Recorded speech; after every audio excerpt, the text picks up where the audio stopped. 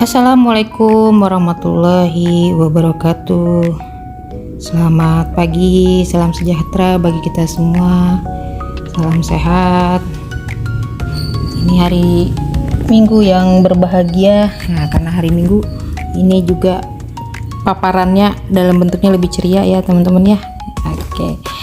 Sebelum masuk juga kita santai-santai dulu ya, walaupun mau ngomongin terkait dengan bantuan keuangan, kebetulan ada bukunya ya, teman-teman nanti boleh selengkapnya baca di buku ya. Ini saya brainstorming aja buat teman-teman yang suka nanya apa sih terkait dengan bantuan keuangan ya. Kita akan bedah terkait dengan anggarannya dan bagaimana cara pencatatannya serta penyalurannya terkait dengan bantuan keuangan pada pemerintah daerah.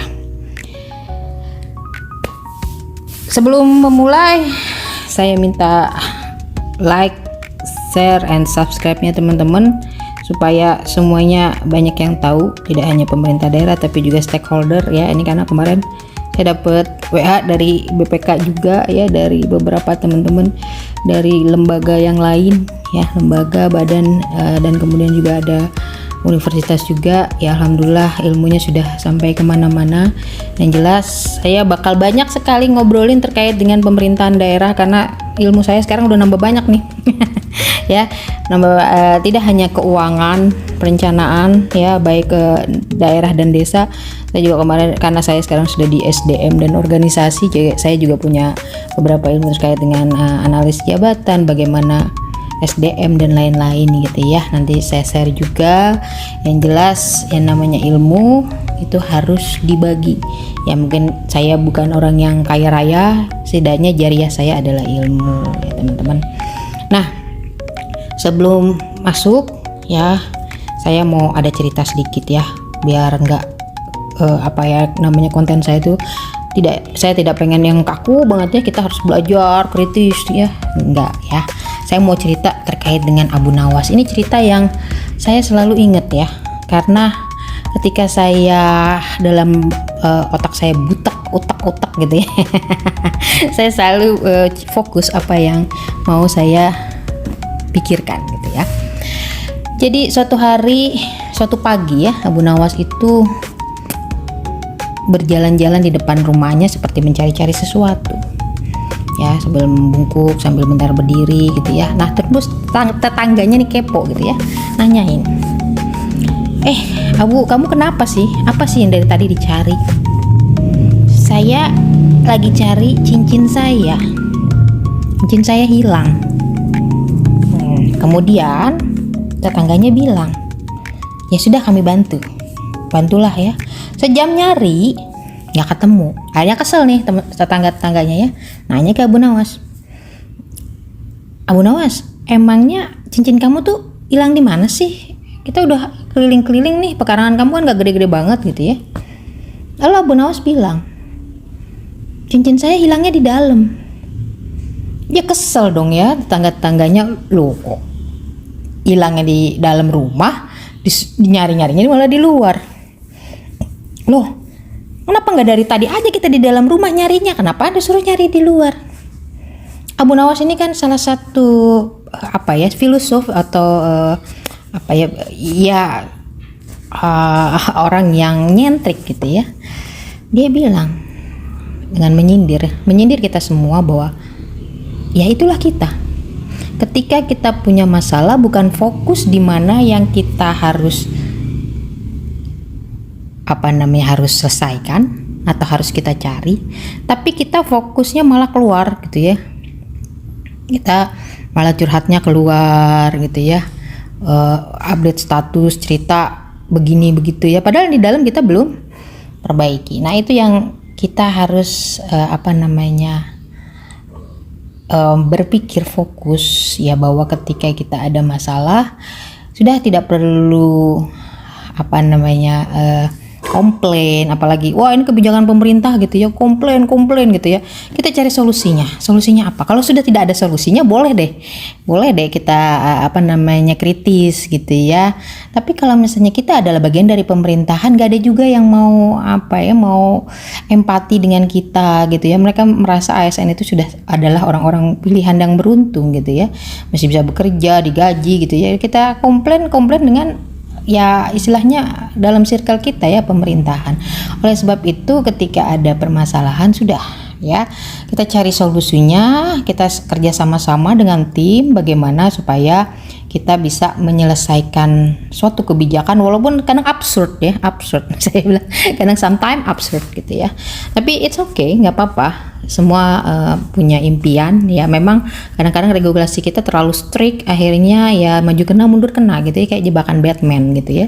Nah inilah yang saya ingin message-nya adalah ketika kita punya masalah, ketika kita ya mungkin di dalam pekerjaan kita banyak hal yang kontradiktif ya, sudah jangan terlalu kita cari-cari kesalahan di luar ya. Kita fokus bagaimana kita di dalam ini bisa melaksanakannya, bagaimana kita bisa memberikan masukan, memberikan jalan keluar ya. Walaupun kadang-kadang itu ya agak impossible, tapi semuanya pasti jalan ya. Karena beberapa hal yang saya juga gawangi itu banyak yang absurd ya. Dulu saya pernah bikin akuntansi akrual, itu kita negara ke-9, coba bayangin. Negara-negara maju aja belum ada yang melaksanakan akuntansi berbasis akrual. Saya dulu eselon 4. Itu saya sendirian, gak ada yang mau bantuin karena absurd katanya ya. Untunglah ada bala bantuan saat itu. Kasihan melihat saya adalah dirjen saya dulu, Dirjen Keuangan Daerah, Pak Dr. Yuswandi. Beliau tiba-tiba ya mungkin itu pertolongan Tuhan ya, pertolongan Allah Subhanahu wa taala, dan juga Pak Gamawan waktu itu juga concern, tiba-tiba bala bantuan itu langsung semuanya eselon 2 dan beberapa lintas direktorat bantuin saya. Padahal setiap malam saya harus sendirian, harus ke HSAP sendiri. Itu suatu yang impossible waktu itu di akuntansi berbasis akrual, tapi bisa terjadi.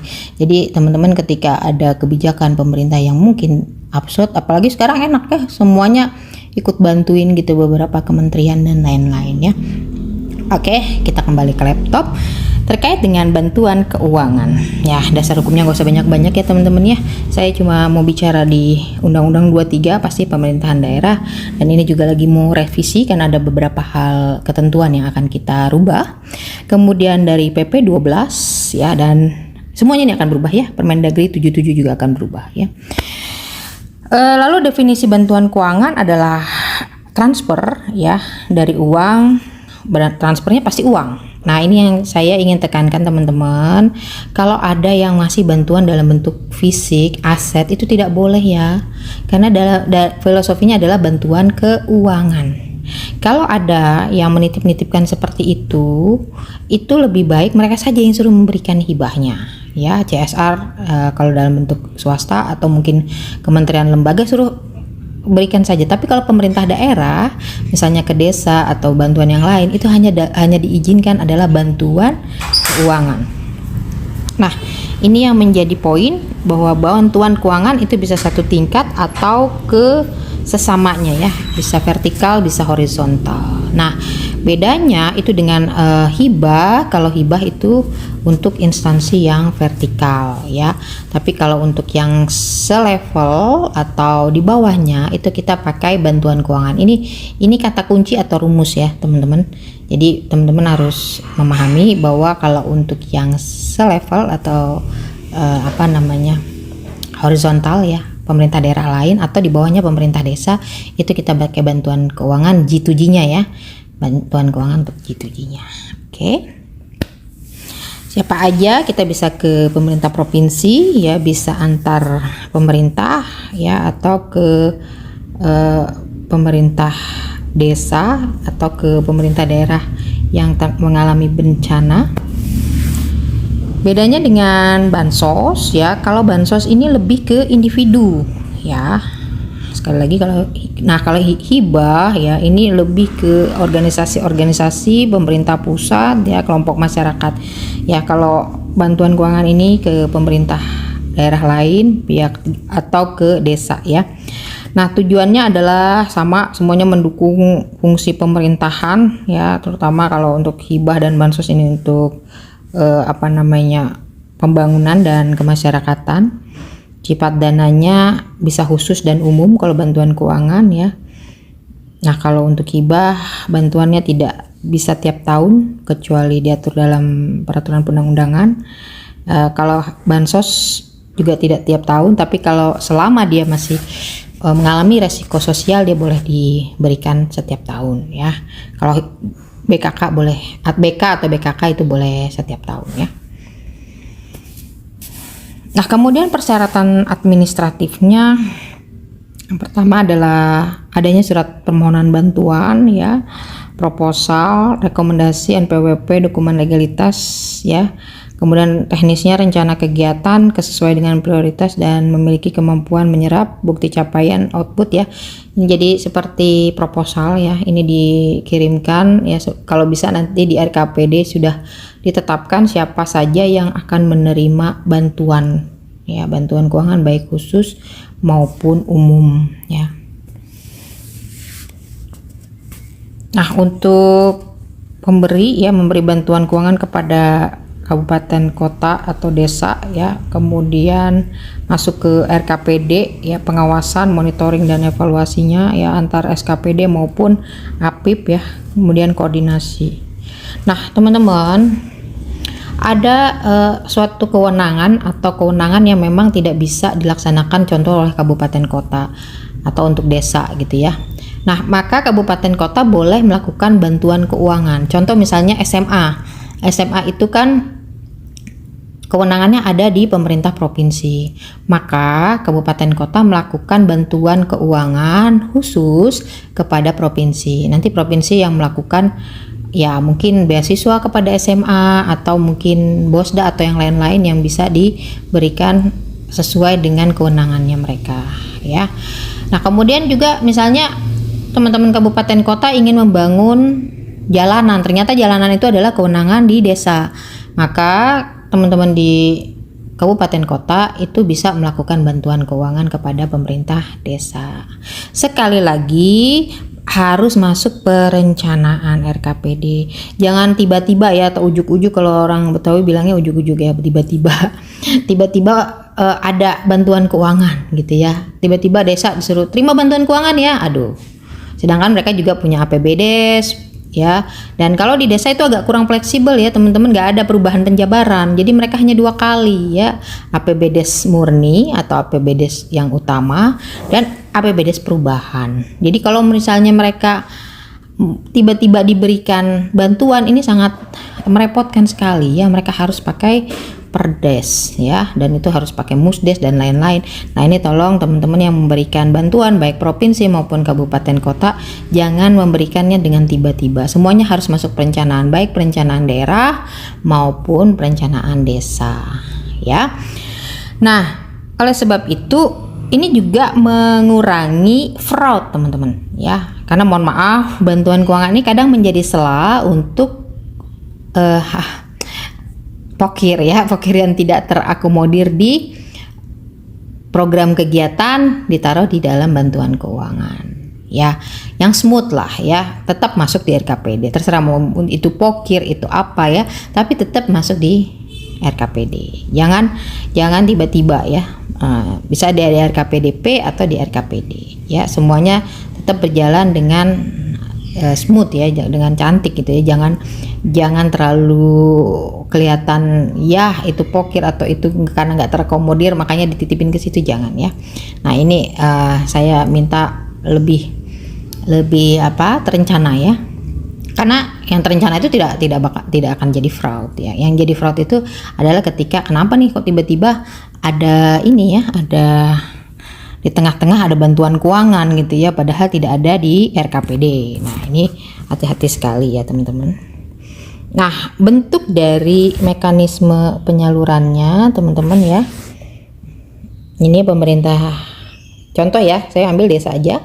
Ini pemerintah desa ya melakukan permohonan ya, biasanya beberapa bulan sebelum atau 1 tahun sebelum RKPD ditetapkan ya. Kemudian dimasukkan ya, dibahas di TAPD ya, lalu dianggarkan di BPKAD atau di TAPD. Nah kemudian disalurkan, nah ini disalurkannya BPKAD ya, bisa melalui DPMD atau langsung ke pemerintah desa. Nah satu yang saya ingin tekankan, adanya naskah perjanjian BK atau bantuan keuangan. Nah ini yang kadang-kadang tidak dipunyai atau jarang ya, ada yang sudah, ada yang belum ya, karena saya evaluasi banyak juga apa itu Bu NPBK gitu ya, yang taunya NPHD gitu ya, karena semua yang diberikan itu pasti harus ada naskah perjanjian. Apa maksudnya? Supaya tahu setelah disetujui di anggaran itu harus dicantumkan di dalam naskah perjanjiannya apa yang dibutuhkan ya, kapan penyalurannya, berapa jumlahnya ya. Jadi ketika nanti tiba-tiba dari provinsi atau kabupaten kota tidak punya atau kurang uangnya, itu bisa di adendum dulu NPBK-nya gitu ya.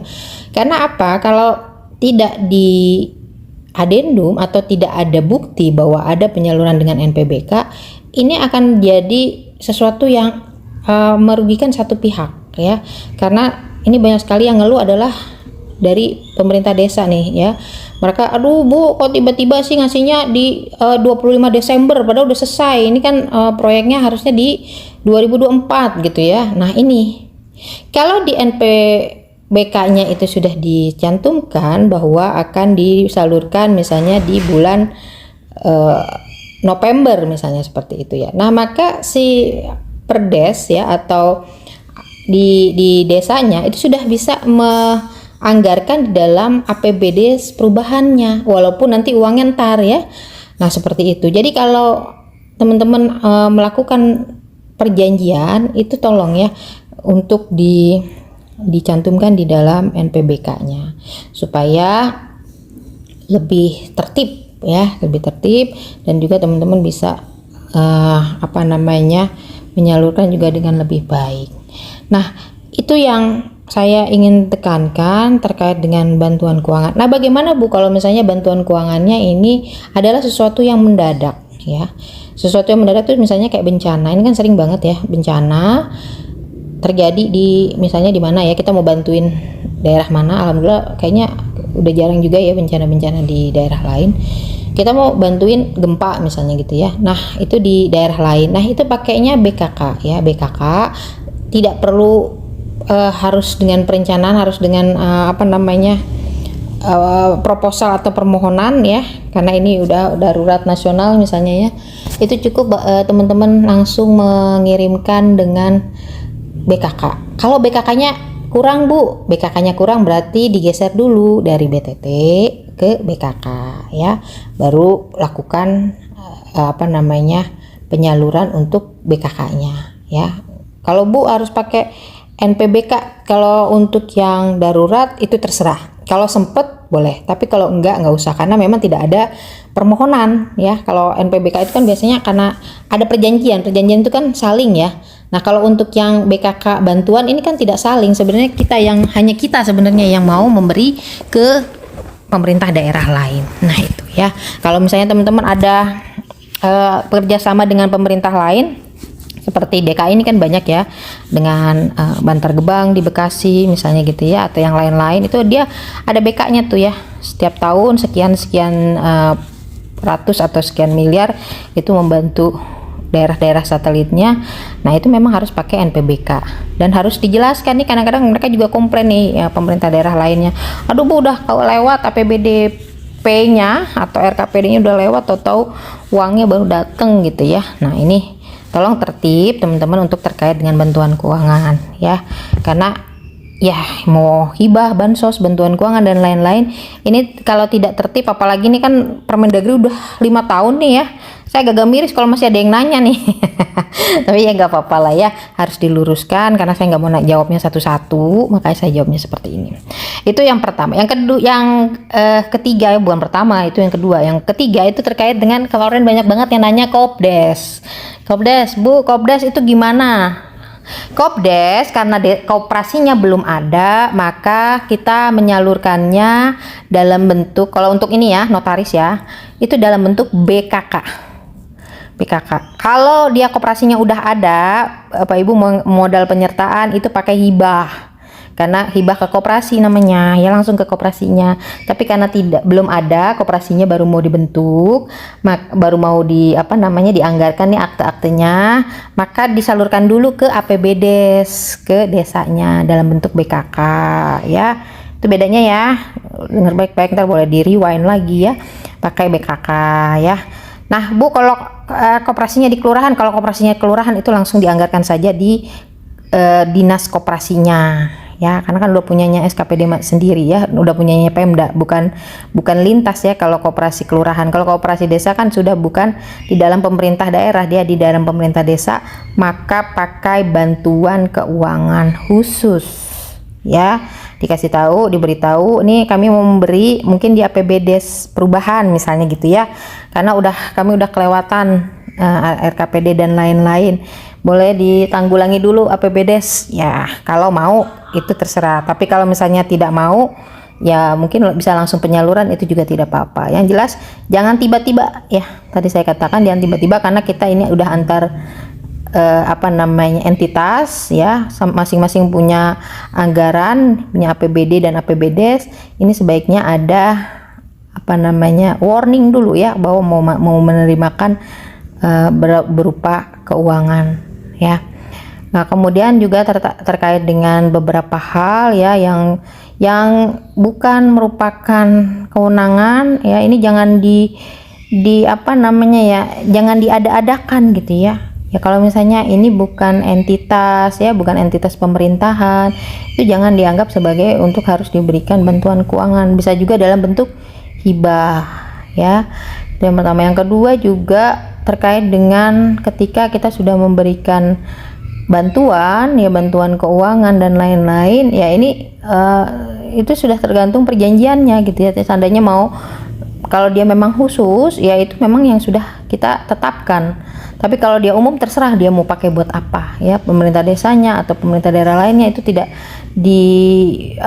diarahkan untuk membuat apa, itu terserah. Tapi kalau misalnya di dalam bantuan khusus itu sudah dijelaskan dia harus melakukan apa, itu harus sesuai. Makanya ini harus dikuatkan juga dengan NPBK.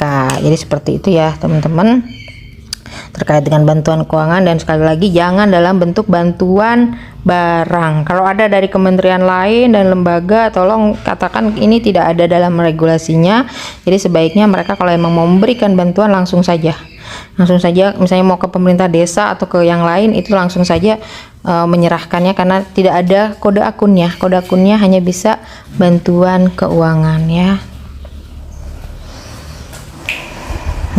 Selanjutnya, potensi masalah yang sering dialami ya, baik ini dari keluhan tersendiri dari pemerintah daerahnya, pemerintah desanya.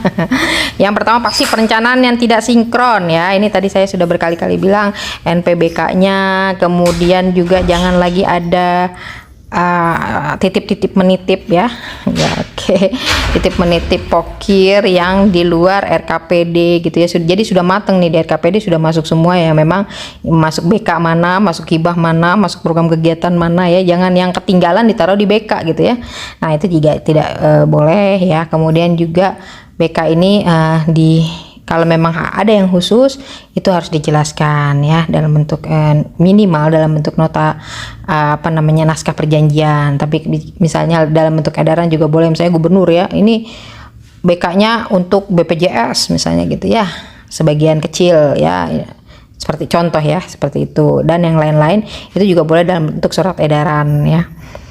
Kemudian yang potensi masalah kedua adalah potensi terkait dengan persyaratan tidak lengkap dokumen administratif ya, kemudian teknis yang tidak sesuai menyebabkan penyaluran tertunda. Nah ini biasanya BK-BK itu kan ada syarat-syarat khusus ya yang bisa mereka menyalurkan. Kadang memang juga pemberiannya juga nggak satu kali tahap ya, bisa beberapa kali. Maka ini tolong dipenuhi ya, supaya apalagi kalau yang sudah rutin ya, ini harus disiapkan dengan baik. Yang kedua, penyalurannya tidak tepat waktu ya. Nah, ini apalagi yang melakukan penyaluran jangan terlalu sering gitu ya. Apalagi ini sudah rutin ya, itu sampai birokrasinya panjang gitu ya. Ya sudah, kalau memang BK itu adanya di BPKAD langsung aja gitu, nggak usah sampai harus muter-muter juga ke DPMD, ke kecamatan gitu ya. Sudah, langsung saja disalurkan. Yang penting dari sana adalah berbentuk dokumen-dokumen, atau kalau perlu biasanya suka ada aplikasi-aplikasi tertentu yang bisa menolong atau membantu penyaluran-penyaluran terkait dengan bantuan-bantuan keuangan ini ya. Nah, selanjutnya yang agak kurang itu adalah monitoring dan evaluasi. Memang kami memahami bahwa fungsi pengawasan atau semuanya ditaruh di APIP itu emang berat banget gitu ya. Tapi ya ini zaman canggih loh gitu loh, kita pakai sistem lah gitu ya. Anak-anak zaman sekarang itu udah banyak yang bisa program coding. Saya apresiasi sekali karena saya sekarang udah di badan strategi ya. Itu staff-staff saya itu ternyata pinter-pinter banget gitu ya. Saya udah nggak pakai staff, sekarang pakai AI semua.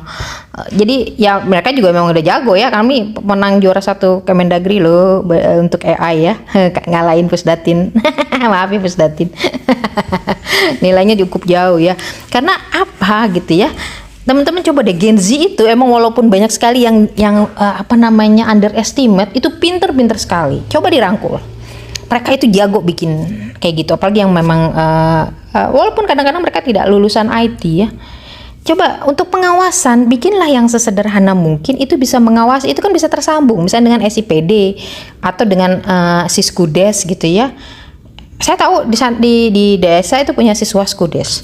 Nah, atau mungkin ada aplikasi-aplikasi khusus yang masalah terkait dengan BK, terkait dengan hibah, terkait dengan bansos gitu ya. Jadi bisa terhubung apa yang memang dari meja itu bisa terhubung. Mana yang kita bisa warning, bisa dijadiin sampling. Nah, oh ini hibah. Waktu ini ada masalah yang belum selesai, ini belum ketahuan nih, addressnya nggak ketahuan, ini belum dilaksanakan, ini begini, ini begitu. Jadi kita tidak mesti harus turun semuanya, apalagi lagi efisiensi begini. Pergunakan yang namanya sistem juga, nggak usah yang beli, mereka bisa bikinnya. Saya aja bego-bego gini, jadi lama-lama tahu juga teman-teman ya, tahu juga gimana dibantu AI, dimana minimal pakai Excel gitu ya untuk pelaporan dan lain-lain. Jadi tidak ada kata excuse kita tidak bisa dengan aplikasi. Kalau misalnya tidak bisa kita sendiri, pergunakan itu teman-teman. Anak-anak muda itu ya, kadang mereka hanya P3K atau honorer ya kalau misalnya masih ada ya, atau anak-anak PNS baru gitu ya, itu mereka bisa loh bikin program-program kecil ya yang menghubungkan, asalkan teman-teman ya yang Gen X dan Gen Y gen milenium ini kasih desainnya, kasih bentuk flowchartnya ya, bagaimana saya maunya dari BPKAD misalnya penyalurannya ke sini ke dinas untuk bansos misalnya gitu ya, atau untuk hibah. Ini saya bisa terekam ya gini gitu ya. Khusus untuk bansos saja, khusus untuk hibah saja, untuk BK saja. Jadi tidak ada lagi excuse bilang monitoring dan evaluasi. Monitoring dan evaluasi itu dilakukannya berkala saja gitu ya, semampunya gitu ya. Jadi nggak semuanya harus kita harus turun. Dan sistem-sistem itu, aplikasi-aplikasi itu tidak mesti harus di komputer, di laptop, di HP. Bapak Ibu juga bisa ngontrol. Orang sekarang aja CCTV bisa ngontrol di HP gitu ya. Jadi no excuse lah ya, no excuse. Kalau emang mau maju, mau nggak lelah bekerja ya. Dulu terus terang sebelum ada AI, saya kalau bikin surat itu bisa berjam-jam, karena saya orang yang ceplos-ceplos, itu susah banget kalau harus mencari bahasa formal, legal drafting gitu ya. Kadang-kadang agak ngiri juga nih, maksud saya tahu maksudnya, tapi saya susah mengeluarkannya. Tapi dengan AI itu saya tinggal ngeluarin ide saya tuh langsung dirapiin gitu ya. Kalau anak buah kan ya belum tentu ya, apalagi Gen Z gitu ya. Gen Z itu kan lebih ceplos gitu ya. Ya jadi pasti bantuannya AI. Nah ini jadi pekerjaan-pekerjaan kita lebih mudah gitu loh ya. Nah atau mungkin dengan AI dia ada solutif gitu ya. Bagaimana sih cara ini? Tanya, pergunakan apapun itu. Saya malah agak ragu, nanti lama-lama saya nggak ditanya lagi nih. Kayaknya teman-teman udah banyak yang jarang konsultasi, nanyanya langsung ke AI kayaknya ya. Ada ChatGPT, ada Meta, ada yang lain-lain ya. Kalau udah mau curhat doang baru konsultasinya ke saya ya. Ya alhamdulillah sih saya nggak terlalu berat juga ya. Untuk memberikan karena dulu tuh ya saya ingat banget waktu di COVID itu, waduh, sampai nggak tidur saya walaupun WFH itu dari pagi sampai ketemu pagi itu pertanyaan terus gitu ya, nggak ada template lagi ya. Terus belum jarang-jarang YouTube apa segala macam. Nah ini sekarang sudah canggih gitu ya. Saya ada pun pertanyaan saya tinggal share, ini nonton nih YouTube saya gitu ya, atau mau buku nih saya kasih mau beli atau mau soft copy atau apa itu saya fasilitasi gitu ya. Jadi nggak seberat dulu, saya bisa lebih fokus untuk mempelajari yang lain gitu ya. Nah seperti itu teman-teman ya. Saya tidak ada excuse lagi lah, monitoring evaluasi bikinin sistemnya lah ya, bikinin. Jadi walaupun ada SPD itu kan yang umum. Nah dari SPD itu diambil mana yang hibah, bansos, bantuan keuangan, tarik itu sebagai anggarannya. Kemudian nanti untuk pelaksanaannya dimonitor. Ya, ini mana yang sudah tersalur, mana yang sudah selesai tanda tangan NPHD, NPD, NPBK dan lain-lain ya. Oke, jadi tidak ada excuse untuk monitoring evaluasi ada kelemahan gitu ya. Selanjutnya ketergantungan fiskal ya, karena bantuan keuangan yang terus-menerus ini si daerah penerima ini jadi kurang kemandiriannya ya. Nah ini jadi manja, terutama desa nih ya mereka sudah diberikan ADD, ada lagi BK atau BKK gitu ya. Selama itu memang merupakan hal yang positif, maksudnya kan itu ada yang sebagian adalah bukan kewenangan ya, misalnya kayak jalan gitu ya. Kemudian juga mungkin bantuan-bantuan yang lain yang memang bukan kewenangannya desa atau bukan kewenangan daerah itu, tapi mendukung ya, seperti tadi saya katakan daerah-daerah satelit Jakarta itu kan banyak sekali yang ada pendukungan ke DKI ya, misalnya kayak tadi sampah Bantar Gebang di Bekasi gitu ya. Nah ya selama itu adalah bentuknya kerjasama atau bentuknya adalah pendelegasian wewenang atau pembagian tugas gitu ya, it's okay kalau memang induknya bisa memberikan BK atau BKK gitu ya. Tapi kalau seandainya ini hanya seperti reward ya, kalau reward masih bagus ya, atau misalnya sekedar ya kayak kewajiban aja karena kami adalah induk terus memberikan gitu ya, mungkin sedikit-sedikit juga memang perlu diberikan dalam bentuk sesuatu yang lebih baik ya. Sesuatu yang lebih baik ini karena saya selalu melihat Indonesia tuh selalu terlalu instan gitu ya. Pemberian bantuan itu selalu dalam bentuk tunai, dalam bentuk uang ya. Kenapa tidak dalam bentuk yang lebih efektif gitu ya, dalam bentuk pelatihan contohnya ya, misalnya kayak BLT itu kan membuat orang jadi pokoknya aku nungguin 300 ribuan dapat 1 bulan gitu ya. Terus abis itu beli ini beli itu abis udah hilang. Nah itu juga nggak efektif gitu ya.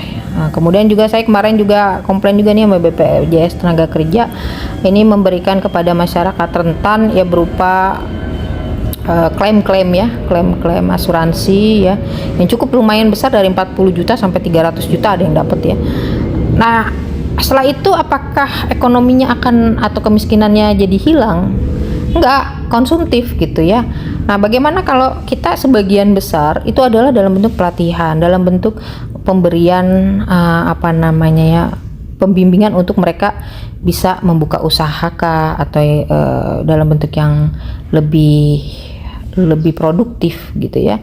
Nah ya kalau bisa nanti BKK juga seperti itu atau BK ya, lebih yang ke produktif lah ya, dalam bentuk memang nilainya mungkin sama 1 miliar, misalnya satu desa 1 miliar, tapi mungkin lebih yang ke produktif ya. Apakah BK itu nanti dalam bentuk penyertaan modal untuk Kopdes, penyertaan modal penyertaan ya kalau koperasi, untuk BUMDes, atau mungkin untuk pelatihan-pelatihannya yang di sana ya, pelatihan kopdes ya, atau pelatihan bumdes, atau mungkin mentornya, atau mungkin juga dalam bentuk fisiknya. Ini kan besar ya, kopdes itu banyak sekali modalnya ya, ada untuk beli truk, ada beli apalagi ya storage ya, gudang-gudang segala macam.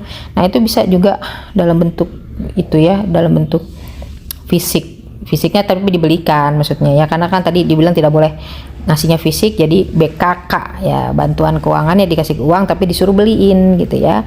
Nah seperti itu teman-teman, jadi lebih berguna gitu ya, lebih berguna. Nah kalau bentuknya BKK berarti kalau misalnya ke kopdes penyalurannya dari APBDes ya, tapi kalau misalnya langsung ke koperasinya ya bisa langsung hibah gitu ya. Nah seperti itu teman-teman, terkait dengan baik dari sisi potensi-potensi masalah di bantuan keuangan gitu ya. Dan ini juga kadang menjadi stressing pemeriksa nih, makanya tadi saya katakan ada salah satu dari auditor eksternal itu sering ya, malah beberapa kali ya menelpon saya, ini terkait dengan BKK ini seperti apa, mekanismenya seperti apa gitu ya. Nah terus kemudian juga bagaimana bentuk penyalurannya, perencanaannya dan lain-lain. Nah mudah-mudahan ini juga membantu teman-teman juga ya di kementerian, lembaga dan badan ya yang lain yang memang juga bersinggungan terkait dengan bantuan keuangan. Sudah selesai teman-teman sekalian. Terima kasih. Nah ini ada nomor HP saya, nomor telepon ya, silahkan kalau memang masih ada yang ingin dikonsultasikan, insya Allah saya akan memberikan jawaban ya. Kalau misalnya teman-teman mau instan boleh tanya juga ChatGPT ya, tapi kadang-kadang ada yang nggak ini juga ya, saya nggak sinkron juga karena pakai regulasinya yang udah lama gitu ya. Baik teman-teman sekalian, kurang lebihnya saya mohon maaf. Billahi taufiq wal hidayah. Wassalamualaikum warahmatullahi wabarakatuh. Selamat pagi.